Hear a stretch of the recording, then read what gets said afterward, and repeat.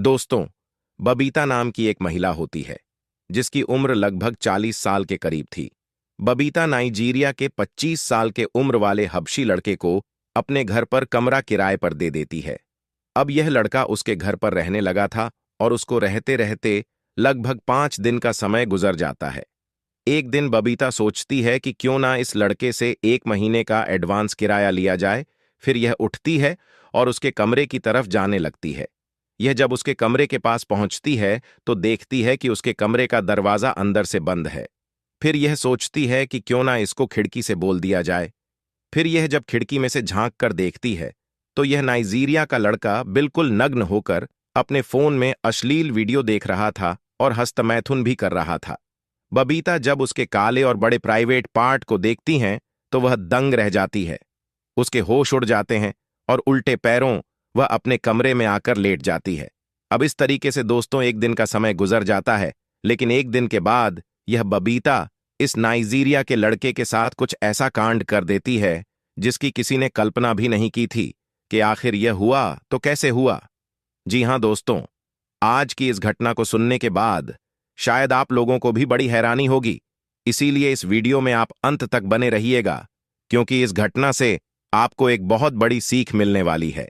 बाकी दोस्तों, हमारी आप लोगों से एक छोटी सी रिक्वेस्ट है, वीडियो को लाइक करके चैनल को सब्सक्राइब कर लीजिए और जितने भी दोस्त हमारी इस वीडियो को जहां से भी देख रहे हैं वो कमेंट में अपना नाम और अपनी सिटी का नाम जरूर लिखें, ताकि अगली वीडियो में आपके नाम हम ले सकें और जिन दोस्तों ने पिछली वीडियो में कमेंट किया था उनका नाम हम आगे लेंगे।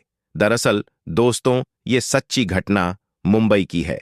मुंबई की एक कॉलोनी में बबीता नाम की एक महिला होती है जिसकी उम्र 40 साल के करीब थी। बबीता के पति का 3 साल पहले एक बीमारी के चलते देहांत हो जाता है। बबीता की इकलौती बेटी, जिसका नाम अंजलि होता है, इसकी उम्र 20 साल के करीब थी। अंजलि ने अपनी पढ़ाई लिखाई खत्म कर ली थी और अपनी मां के साथ रहा करती थी। बबीता की अगर हम कारोबार की बात करें तो उसके पास 4-5 कमरे थे और उन कमरों को वह किराए पर दिया करती थी और उससे जो पैसा आता था उसी से अपना और अपनी बेटी का पालन पोषण किया करती थी। दोस्तों, अंजलि जवान हो चुकी थी, इसलिए बबीता को उसकी शादी की चिंता भी सता रही थी। वह सोच रही थी कि जितना जल्दी हो सके वह अंजलि की शादी कर दे। इसीलिए वह अंजलि के लिए इधर उधर एक लड़का देखना शुरू कर देती है।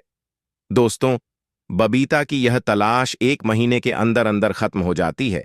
बबीता को अंजलि के लिए एक रोहन नाम का लड़का मिल जाता है जिसकी उम्र लगभग 25 साल के करीब थी। बबीता को रोहन पसंद आ जाता है। रोहन का और अंजलि का रिश्ता पक्का कर दिया जाता है और लगभग 3 महीने के अंदर अंदर इन दोनों की शादी करवा दी जाती है। रोहन अंजलि को अपनी दुल्हन बनाकर घर लेकर चला जाता है। अब अंजलि रोहन के घर पर बड़े अच्छे से रह रही थी, लेकिन इस तरीके से 1 महीने का समय गुजर जाता है। अब अंजलि और रोहन में छोटी छोटी बात को लेकर झगड़ा होने लगा था। एक दिन झगड़ा इतना बढ़ जाता है कि अंजलि अपना सामान उठाती है और अपने पति को छोड़कर अपनी मां के घर पर आकर रहने लगती है। दोस्तों, बबीता ने अपनी बेटी अंजलि को समझाने की बहुत कोशिश की थी कि वह अपने पति के घर पर चली जाए, लेकिन अंजलि ने साफ साफ कह दिया था कि वह अब उसके पास नहीं जाएगी। अब इस तरीके से दोस्तों अंजलि अपनी मां के साथ ही रहने लगी थी। एक दिन दोस्तों बबीता के 2 कमरे खाली हो जाते हैं। अब बबीता इधर उधर आस पड़ोसियों से कहती है कि हमारे घर के 2 कमरे खाली हो चुके हैं, अगर कोई किराएदार आएगा तो आप हमारे कमरों के बारे बता दीजिएगा कि हम उनको किराए पर देना चाहते हैं। अब इस तरीके से दोस्तों 1 महीने का समय गुजर जाता है। अब अंजलि घर पर रहते रहते काफी बोर हो चुकी थी। अब वह सोचती थी कि कहीं बाहर घूमने जाया जाए। एक दिन अंजलि अपनी मां बबीता से कहती है कि मैं 10 से 15 दिन के लिए कहीं घूमने के लिए जा रही हूं और 10 से 15 दिन के अंदर मैं वापस आ जाऊंगी। उसकी मां बबीता मान जाती है और कहती है कि ठीक है बेटा, तुम 10 से 15 दिन के अंदर वापस आ जाना। अब अंजलि अपना सामान पैक करती है और शहर घूमने के लिए चली जाती है। दोस्तों, अगले दिन ही नाइजीरिया से एक टॉम नाम का लड़का बबीता के घर पर आता है और बबीता से कहता है कि मुझे बाहर किसी ने बताया है कि आपके घर पर कमरा खाली है और मुझे कमरा किराए पर चाहिए और कमरे की मुझे सख्त जरूरत है। अब बबीता उससे कहती है कि हाँ, मेरे घर पर 2 कमरे किराए पर हैं। चलो मैं आपको दिखा देती हूं। अगर आपको पसंद आएगा तो आप ले लेना। अब बबीता उसको दोनों कमरे दिखाती है तो उनमें से एक कमरा पसंद आ जाता है और बबीता से कहता है कि मुझे यही कमरा किराए पर चाहिए। अब टॉम बबीता से वह कमरा किराए पर ले लेता है और वहां पर रहने लगता है। उसको रहते रहते लगभग 5 दिन का समय गुजर जाता है। एक दिन बबीता सोचती है कि क्यों ना इस लड़के से 1 महीने का एडवांस किराया लिया जाए। फिर वह उठती है और इसके कमरे की ओर जाने लगती। वो जब देखती है कि इसका कमरे का जो दरवाजा है वह अंदर से बंद है, वह सोचती है कि क्यों ना खिड़की से इसको बोल दिया जाए। वह जब खिड़की से झांक कर देखती है तो यह नाइजीरिया का लड़का निर्वस्त्र होकर अपने फोन में अश्लील वीडियो देख रहा था और हस्तमैथुन भी कर रहा था। बबीता जब उसके काले और बड़े प्राइवेट पार्ट को देखती है तो दंग रह जाती है। उसके होश उड़ जाते हैं और उल्टे पैरों ही वह अपने कमरे में आकर लेट जाती है। दोस्तों, बबीता ने अपनी जिंदगी में इतना बड़ा प्राइवेट पार्ट कभी नहीं देखा था जितना कि टॉम का था। अब टॉम के बारे में वह लगातार सोच रही थी, उसके ख्यालों में डूबी हुई थी। इसके अंदर भी काम वासना जग गई थी। दोस्तों, बबीता एक 40 साल की खूबसूरत औरत थी। इसके खूबसूरत शरीर को अगर कोई दिखता था तो देखते ही दंग रह जाता था। अब इसी सोच विचार में बबीता अपने आप से कोई फैसला नहीं कर पा रही थी। अब इस तरीके से एक दिन का समय गुजर जाता है। फिर अगले दिन जब सुबह 10 बजे के करीब बबीता अपने छोटे छोटे कपड़े पहनती है और उनके कमरे की ओर जाने लगती है, वो टॉम के कमरे का दरवाजा खटखटाती है। अंदर से टॉम दरवाजा खोलता है। वह देखता है कि उसकी मकान मालकिन उसके सामने खड़ी है। बबीता टॉम से कहती है कि तुम 1 महीने का किराया मुझे एडवांस दे दो। फिर टॉम उससे कहता है कि अभी मेरे पास पैसे नहीं है, आप 2-3 दिन रुक जाइए, मैं आपको 1 महीना का नहीं 2 महीने का एडवांस किराया दे दूंगा। फिर बबीता उससे कहती है कि मुझे 2 महीने का नहीं चाहिए, अगर आपको नहीं देना है तो आप 1 महीने का भी मत दो। लेकिन टॉम उससे कहता है कि अभी तो आपने कहा है कि 1 महीने का मुझे एडवांस किराया दे दो। फिर बबीता हंसते हुए उससे कहती है कि मैं तो आपसे मजाक कर रही थी। अब टॉम भी उसकी बात सुनकर हंसने लगता है। फिर थोड़ी देर तक यह एक दूसरे से बात करने लगते हैं। बबीता टॉम के साथ छेड़छाड़ करने लगती है, उसके साथ कुछ अश्लील हरकतें करने लगती हैं और टॉम भी समझ चुका था कि आखिर बबीता चाहती क्या है। इसीलिए टॉम एक ही झटके में बबीता को निर्वस्त्र कर देता है, उसके कपड़े उतार देता है और उसको अपने बाहों में भर लेता है। बाहों में भरने के बाद उसको गोद में उठाता है और अपने बेड पर पटक देता है। पटकने के बाद उसके साथ संबंध बनाने लगता है। वह इतनी जोरदार तरीके से संबंध बनाता है कि बबीता की हालत खराब कर देता है। इन दोनों की सिसकारियां पूरे रूम में गूंज रही थीं।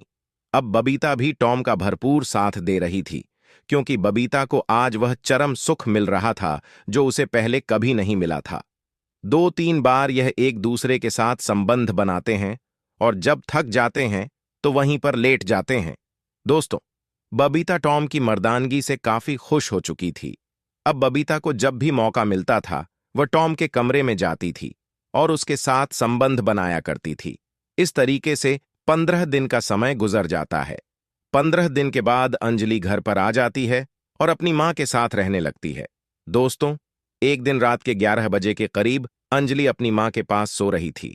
तभी अचानक बबीता उठती है और दबे पैरों टॉम के कमरे में चली जाती है। लेकिन थोड़ी देर के बाद अंजलि का फोन बज जाता है।